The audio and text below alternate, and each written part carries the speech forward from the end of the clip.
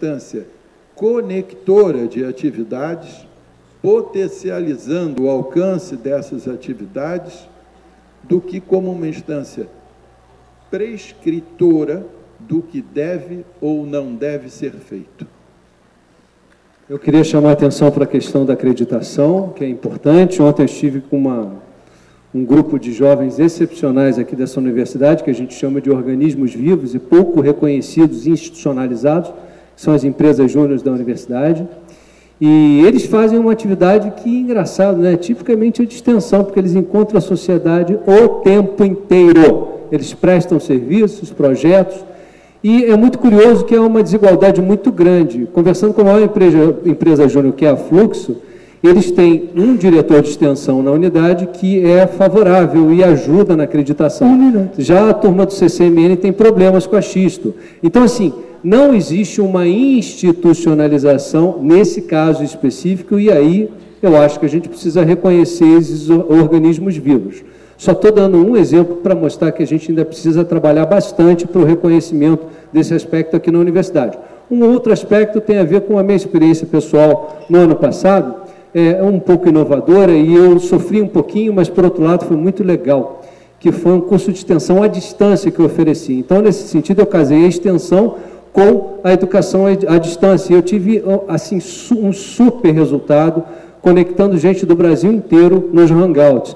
Mas a nossa educação à distância da UFRJ tem problemas. Os Moodle são muito ruins, é tudo muito ultrapassado, e essa é uma questão que a gente vai precisar enfrentar numa próxima gestão. Eu gostaria, então, só de deixar essas ponderações. Obrigado. Próxima pergunta vai ser lida aqui pelo Bruno, de estudante. Qual a proposta da chapa para o assédio universitário? Na sequência, para a terceira pergunta, responde chapa 10, chapa 20 e chapa 40, nessa ordem, 10, 20 e 40.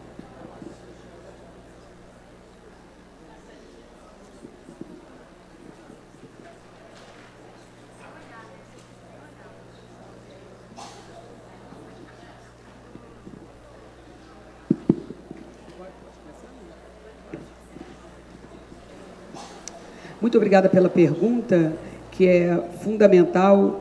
Não é possível que nós, na universidade, no âmbito acadêmico, na comunidade universitária, tenhamos casos de assédio, mas isso é diário, na verdade, é diuturno, infelizmente. E acontece nos diferentes ambientes dessa universidade. Acontece nas salas de aula, acontece nos laboratórios de pesquisa, nas secretarias acadêmicas e assim por diante. Então, temos que trabalhar no sentido de prevenir o assédio, que acontece muito de forma vertical, mas também acontece de forma horizontal, ou seja, entre os diferentes segmentos que compõem a nossa universidade, mas também dentro de um segmento. Todos esses tipos de assédio serão combatidos na nossa administração. Nós temos uma proposta muito clara com relação a isso, que é a criação de um novo conselho na administração central, que se chama Conselho de Administração e Gestão de Pessoas, e nesse conselho está na nossa proposta a criação de uma Câmara para combate ao assédio. O assédio, ele acontece por diferentes motivos e, portanto, a cultura do assédio ela deve ser combatida com um diagnóstico correto do problema para o qual aquele tipo de assédio está sendo feito.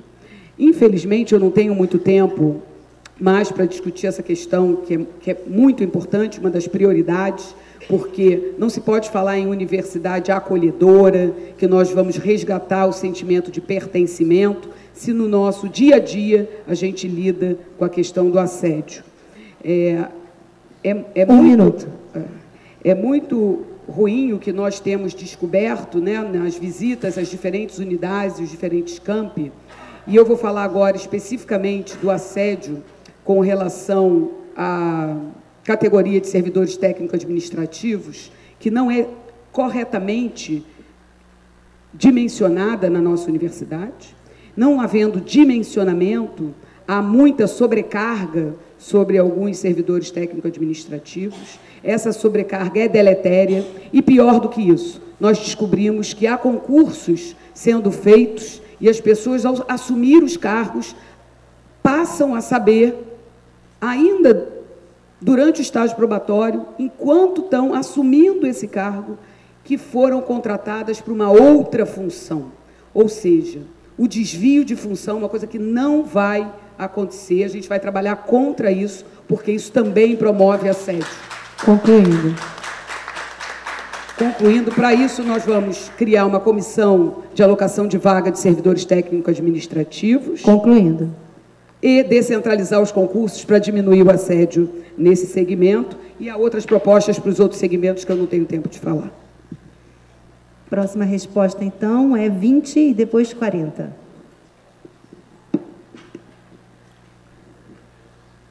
Bom, em primeiro lugar, essa questão de uma COTAV para os técnicos administrativos, ou algo parecido com uma COTAV para os técnicos administrativos, foi objeto de discussão no outro debate e é um ponto de convergência dentro das nossas perspectivas. Que isso possa, de alguma maneira, contribuir positivamente com relação ao que a gente possa chamar de uma prevenção com relação ao assédio, me parece que pode ser uma expectativa razoável.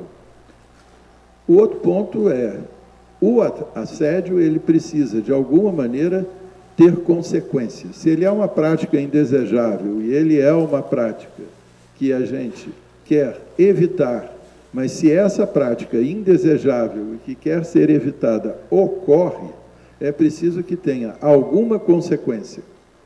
E essa consequência pode ser transformada em algum tipo de sanção. E esse tipo de sanção é algo que a gente precisará transformar em pesquisa em termos de inquérito administrativo ou coisa semelhante, dependendo de cada um dos casos. Da mesma maneira como também é necessário que se considere a possibilidade de que algum tipo de a falsa acusação de assédio possa também ser objeto de sanção.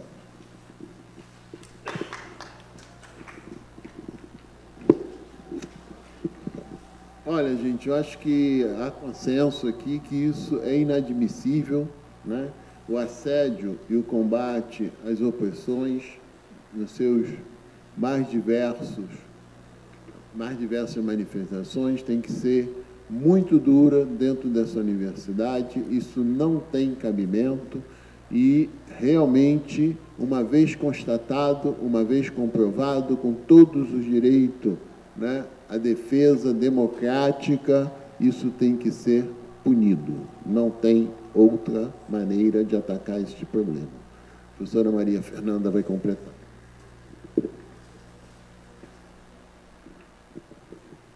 Eu acho que essa questão passa por uma construção unificada para estabelecer o relacionamento, as relações que existem na universidade. E existem nesta universidade várias unidades e várias instâncias que trabalham com essa questão. Então,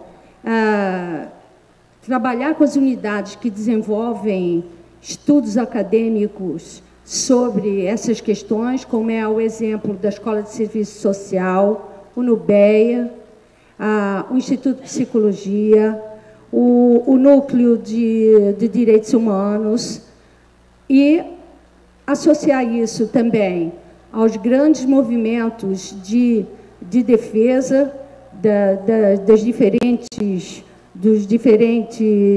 as diferentes entidades, eu gostaria de dizer, DCE, Sintufeg, ADUFEG, a CPST, a PR4 e a PR7, todos integrados para montar uma política efetiva para diminuir o assédio. Porque eu acho que esses grupos é que têm na universidade a expertise para poder construir de forma articulada uma política que diminua e evite, e eu gostaria muito de que eliminasse esse tipo de relação contaminante dentro da universidade. Obrigada. Próxima pergunta, Palmir.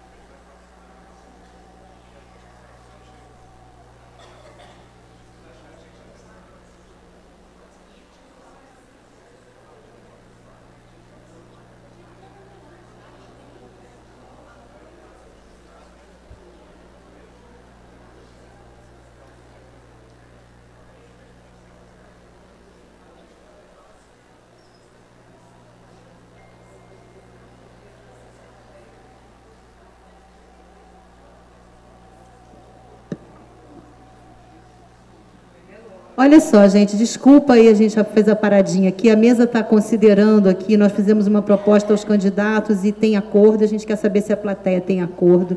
Está muito calor hoje, o debate foi no final da noite, a nossa proposta é a gente não passar para as próximas 3 perguntas, que ainda seriam, e passar direto para as considerações finais de cada candidato. Pode ser?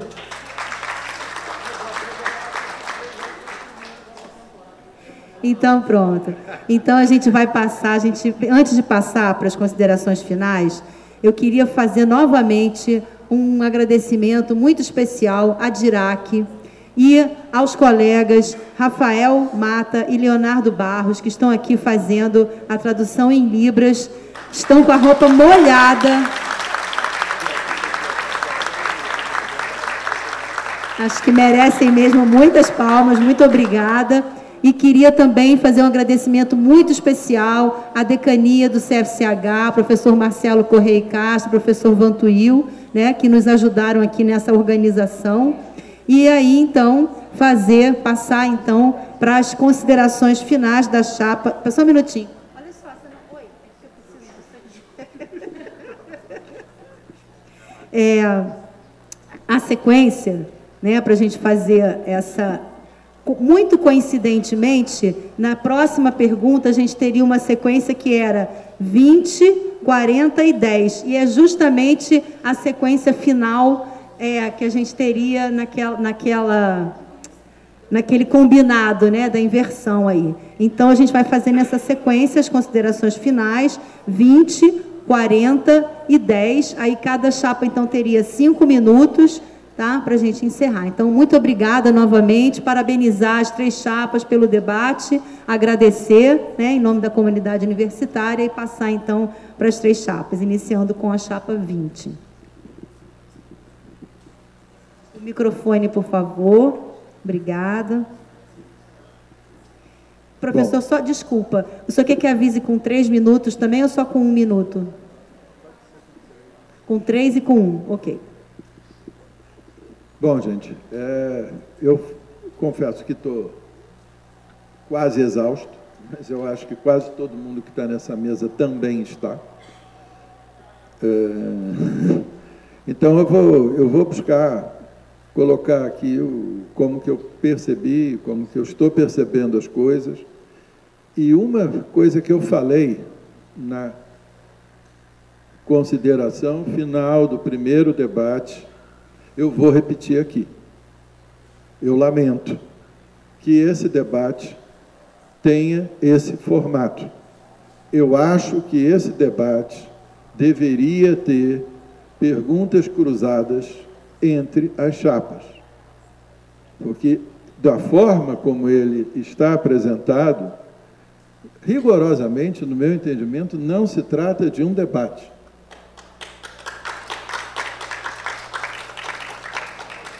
Se trata de apresentações sequenciais para um mesmo público. E acho que, no caso do debate, é realmente desejável e necessário, já que a gente tanto falou do contraditório, da democracia, do juízo crítico, etc., eu quero deixar claro que eu acho importante que esse tipo de perguntas cruzadas entre as chapas pudesse existir. Não foi essa a regra do jogo, repito aquilo que disse da outra vez, da mesma maneira, com relação à consulta, como eu me declarei, eu jogo o jogo segundo as regras. As regras que foram estabelecidas foram essas, mas eu deixo manifesta a posição da chapa 20, que nós apresentamos junto antes, né, e não foi acolhida a proposta. Então, esse é o primeiro ponto que eu queria dizer aqui. 3 minutos. O segundo ponto que eu quero colocar é, mais uma vez, dizer que é muito bom poder estar aqui junto com as outras chapas, de modo que fique cada vez mais evidente, espero eu, né, que se há problemas com relação a ameaças à democracia universitária, esses problemas não estão nessa mesa. Podem estar fora daqui, mas nessa mesa não é o lugar onde eles estão. Aproveitando só esse restinho de tempo que a gente tem, falar que nós temos uma presença na web e o nosso grande desafio é nos fazermos conhecidos numa comunidade de 70 mil pessoas. E nós temos um canal no YouTube com todos os vídeos de todos os temas que vocês possam imaginar, com respostas lá, com declarações de apoio incríveis de grandes professores titulares e outros professores de outras unidades. A gente tem uma página no Facebook e no Instagram, em que você acha lá, Bartolo, com TH, Bartolo Reitor, UFRJ. Quero reiterar uma questão aqui, até porque os alunos que nos conhecem, e as pessoas que nos conhecem, sabem como a gente pensa, sabem como a gente age. E eu queria reiterar uma coisa bem básica aqui. Nós defendemos uma universidade pública, gratuita, de qualidade, mas a gente também defende uma universidade eficiente, transparente e ética. Muito obrigado. Na sequência, chapa 40. 5 minutos, vou avisar com 3 e depois com 1, tá? Olha só, vou tentar ainda, com o resto de força que me resta aqui, fazer essa despedida desse debate, que eu acho muito bom e que vocês resistiram bravamente aí também, né? Eu acho que gostaria de insistir, além das nossas propostas e todas essas coisas, que nós tentássemos evitar na universidade que esse sentimento de ódio, de rancor que ganhou a nossa sociedade entre aqui, que nós estejamos protegidos contra a barbárie, né? E que a gente lute para transformar esse ambiente num ambiente mais fraterno e de discussão. Discussão não significa briga, né? Significa troca de ideias, né? De respeitar a diversidade, e que eu gostaria também de conclamar todos aqui presentes para lutar contra as fake news, né? Para que a gente faça combate a esse tipo de atividade e que a gente, né, tivesse muito cuidado com tudo que a gente divulga, né, nessas redes sociais, porque a universidade está passando por um momento muito complicado e que está todo mundo de olho nisso para pegar informações e nos atacar. Então, gostaria de fazer essa solicitação.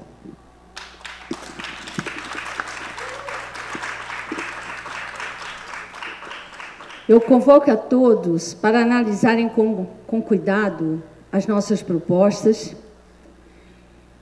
e estarem conosco para construirmos juntos o futuro que se... 3 minutos. O futuro que vai estar transformado em presente daqui a alguns meses. Já que aqui nós temos unidades que pensam criticamente a soberania nacional, que combatem o desmonte do Estado, que sabem como resistir a ele e que tratam sobre os desafios da educação.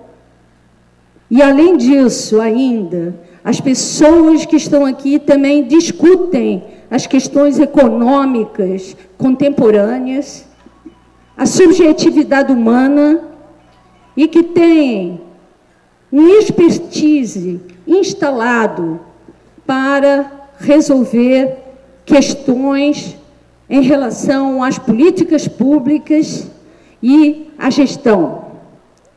E essas unidades, essas pessoas que estão dentro do campus da Praia Vermelha, elas são essenciais para construirmos o processo em defesa da universidade pública, gratuita, laica e de excelência. Então, eu agradeço aos colegas da mesa, agradeço a todos os que conseguiram permanecer aqui e ouvir o que nós tínhamos para colocar. Boa noite a todos.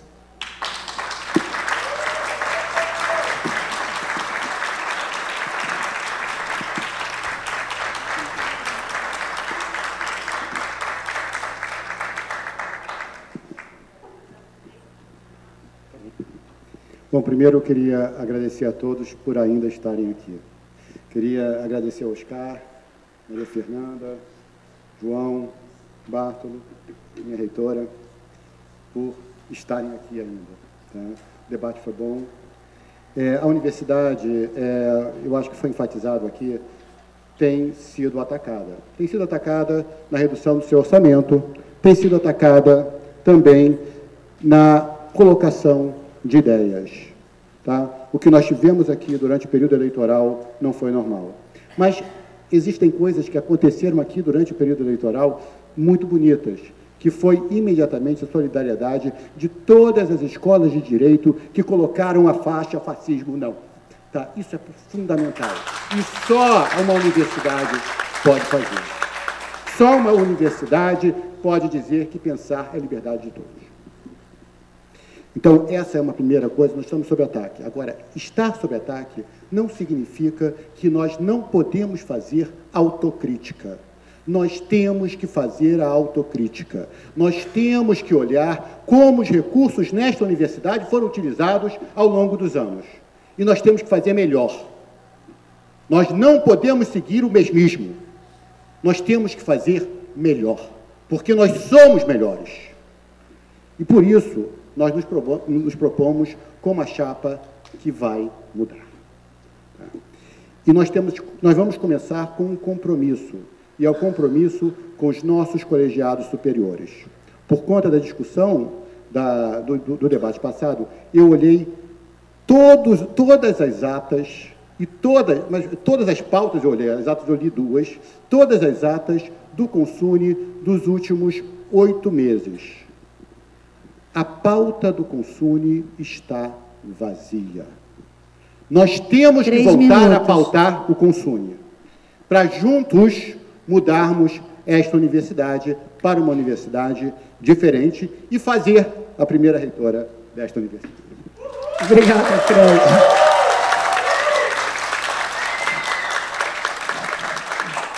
Obrigada a todos vocês que resistem até agora, aos demais componentes das 2 outras chapas. Um especial agradecimento para os tradutores de livro, os 2 que estão aqui suados, sem a presença de vocês. Muito obrigada. Quem me conhece sabe que eu sou do diálogo. Isso que o Fred falou agora é o que vai acontecer na nossa gestão. Os conselhos superiores, mais do que os conselhos superiores, nós queremos ouvir a comunidade universitária. E eu preciso fazer rapidamente um resgate, que é o resgate do que aconteceu nos últimos meses nessa universidade. No mês de dezembro, houve um chamamento da administração central para a construção de uma frente ampla e democrática nessa casa. Desde a primeira reunião, nós participamos. Da primeira à última reunião da Frente Ampla, nós participamos. Participamos porque era uma frente ampla, em defesa da universidade pública, gratuita, democrática, inclusiva. As 20 diretrizes retiradas pela Frente Ampla estão no nosso programa. Qual é a diferença, então? É que aqui dentro, no âmbito acadêmico, é saudável que haja divergências. Divergências no caminho a seguir, divergências no modo de agir, no modo de planejar, de priorizar, sempre escutando a comunidade. Não vai ser a administração central que vai decidir, mas, com certeza, esse olhar para a comunidade vai ser fundamental.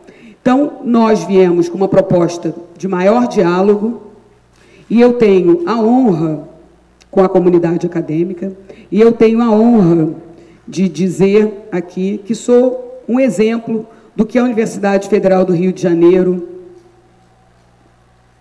pode formar. Eu me formei aqui na graduação, mestrado, doutorado. Estou hoje almejando o cargo de reitora dessa universidade e tenho ao meu lado candidatos que poderiam ter sido os meus professores. E isso é o poder transformador da universidade. Por quê? Eu sou a primeira pessoa da minha família a concluir o ensino superior.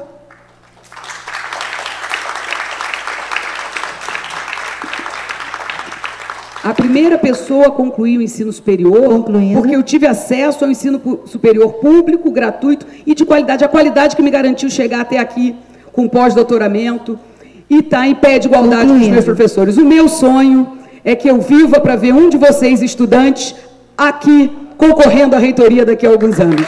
Concluindo.